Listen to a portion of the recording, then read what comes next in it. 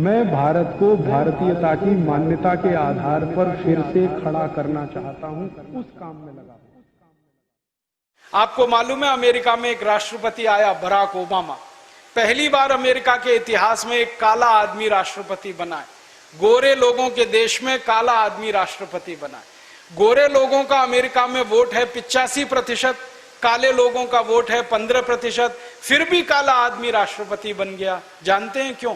Barack Obama ने America के लोगों से वायदा किया था कि अगर मैं राष्ट्रपति बनूंगा तो अमेरिका के भ्रष्ट नेताओं का पैसा जो विदेशी बैंक में है उसे वापस लाऊंगा।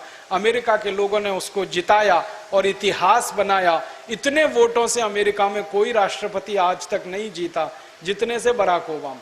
जीतने के बाद उसने पहले ही 15 दिन में यह कानून बनाया और स्विस बैंक से 470 अरब डॉलर बराक ओबामा वापस लाया। 4490 अमेरिका के नेताओं का पैसा 470 अरब डॉलर अमेरिका वापस गया और उसने उस पैसे का इस्तेमाल देश की अर्थव्यवस्था में कर दिया। अब यह काम अगर बराक ओबामा कर सकता है तो भारत क्यों नहीं कर सकता? बराक ओबामा 30 करोड़ अमरीकियों के देश का राष्ट्रपति है। हमारे यहां तो 115 करोड़ लोग हैं। बस हमको तलाश है एक दूसरे बराक ओबामा की, जो बहुत जल्दी इस देश को मिल जाएगा, इसका पूरा विश्वास है। क्योंकि भारत माता ऐसी माता है जो जरूरत पड़ने पर सपूतों को जन्म देती है। समय समय पर ऐसे सपूत आते रहे हैं और इस देश के लिए अपना काम करके चुपचाप जाते रहे हैं। अब ऐसा फिर कोई सपूत इस देश में आएगा और जरूर ये काम करके दिखाएगा, इसका पूरा विश्वास है। हम लाएंगे इसे 110 लाख करोड़ रुपए। लाके क्या करने वाले हैं इस पैसे से? हम गांव का विकास करना चाहते हैं। सबसे पहले गांव में रोजगार और उद्योगों की स्थिति सुधारना चाहते हैं। भारत के 6,35,365 गांवों में एक एक गांव में 100-100 उद्योग लगाना चाहते हैं हम। क्यों? हर गांव वाले को वही काम मिले जो उसके गांव में, बाहर ना जाना पड़े, शहर में ना जाना पड़े, झुग्गी झोंपड़ियों में जीवन ना बिताना पड़े, ऐसी व्यवस्था हम करना चाहते हैं। हमने हिसाब निकाल के देखा क्या क्या उद्योग गांवों में लग सकते हैं। भारत में 2 लाख गांव हैं जहां कपास पैदा होती है। कपास से चरखा चला के सूत बनाया जा सकता है, वो सूत से कपड़ा बनाया जा सकता है। ये काम 2 लाख गांव में हो सकता है और एक एक व्यक्ति को इसमें अगर हम रोजगार देना शुरू करें तो 15 करोड़ ग्रामीण नागरिकों को खादी बनाकर, चरखा चलाकर, सूत बनाकर, कपड़ा बनाकर रोजगार दिया जा सकता है बहुत आसानी से।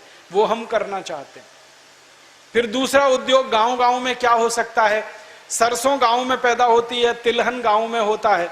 सरसों और तिलहन का तेल गांव में निकाला जा सकता है और गांव का तेल डब्बा बंद करके शहरों में बेचा जा सकता है। गांव में अगर बिजली नहीं है तो भी कोल्हू चलाकर बैलों की मदद से तेल निकाला जा सकता है, जो पहले हजारों साल इस देश में निकलता रहा और इस देश के लोगों की सेहत तंदुरुस्त बनाता रहा। अभी हम शहरों से जो डिब्बाबंद तेल लाते हैं, आप जानते हैं उनमें तेल कम, मिलावट ज्यादा है। क्योंकि सरकार ने बड़ी कंपनियों को यह अधिकार दे रखा है कि वो पामोलिन तेल मिलाकर कोई भी तेल बेच सकते। और पामोलिन तेल एक इतना खतरनाक तेल है जो शरीर में कभी पचता नहीं है, वो खून में जमा होता रहता है और वही हृदय घात का कारण बनता है। हम चाहते हैं गांव गांव में शुद्ध तेल बने, सरसों का तेल बने, तिलहन का तेल बने, नारियल का तेल बने, कोल्हू उसके लिए लगे, घर घर में ये काम हो। और तेल का बाजार इस देश में 56,000 करोड़ रुपए का है। करोड़ों ग्रामीण वासियों को रोजगार इसमें मिल सकता है। एक तीसरा काम हम करना चाहते हैं कि भारत में जो जो गांव में गेहूं पैदा होता है वो सभी गांवों में गेहूं का आटा बन सकता है। हम चक्की चलवा सकते हैं, गेहूं का आटा बनवा सकते हैं, उस आटे को अच्छी पैकिंग करके शहरों में बेचा जा सकता है। और परम पूजनीय स्वामी जी ने एक संकल्प लिया है कि अगले साल 1000 आरोग्य केंद्र पूरे देश में हम शुरू करने जा रहे हैं और गांव गांव की बहनों की चक्की चलाकर जो पैदा हुए गेहूं का आटा है वो पैकेट में भरवाकर हम बिकवाएंगे और उनको रोजगार उपलब्ध करवाएंगे। इस देश में 90,000 गांव हैं जहां आलू पैदा होता है। जिन गांव में आलू होता है वहां आलू का चिप्स बन सकता है और शहरों में बिक सकता है। हमारे देश में विदेशी कंपनियां आकर 400 रुपए किलो आलू का चिप्स बेचती हैं, तो हम गांव के लोग 50 रुपए किलो तो बेच ही सकते हैं आलू का चिप्स। 65 से 70 हजार गांव में टमाटर पैदा होता है, टमाटर की चटनी उन गांव में बन सकती है और शहरों में बिक सकती है। अचार है, पापड़ है, बड़ी है, मुरब्बा है, ये सब गांव-गांव में पैदा होके शहरों में बिक सकते हैं। 100 से ज्यादा उद्योग गांव में लग सकते हैं।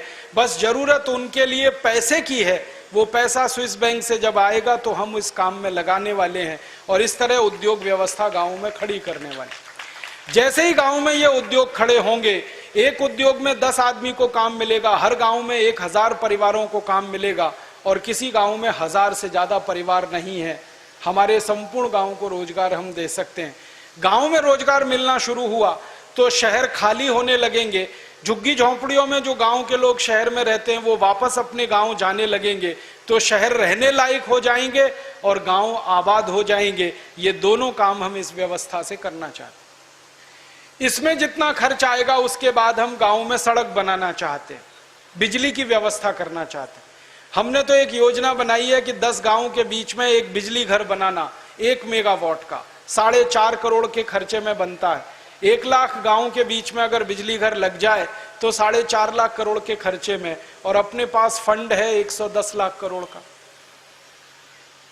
24 घंटे हर गांव में बिजली रहेगी जैसे शहरों में रहती, 1 मिनट बिजली नहीं जाएगी।